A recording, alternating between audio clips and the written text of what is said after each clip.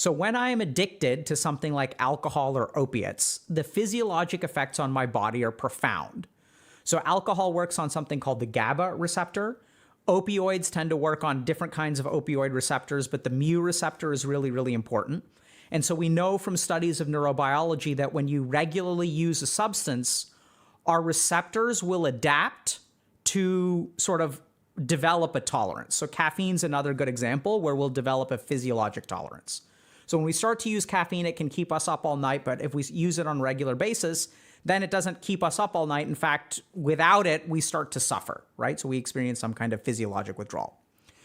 So there are some substances like marijuana, for example, or even things like pornography or video games that don't appear to develop the same kind of physiologic tolerance and withdrawal that things like alcohol and opiates develop. So how do we sort of know this, or what's the argument for this? So first is that, for example, our GABA receptors get regulated so heavily that if you're addicted to alcohol and you stop cold turkey, the withdrawal that you go through can conceivably be fatal, or not conceivably, it really can be fatal and is fatal for an unfortunate percentage of people.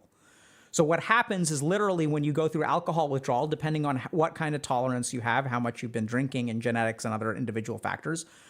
So alcohol kind of slows down neuronal activity. So in the absence of alcohol, if you've kind of like, really, really like accounted for the depressing effect of alcohol, maybe this is the kind of thing where I should draw this out.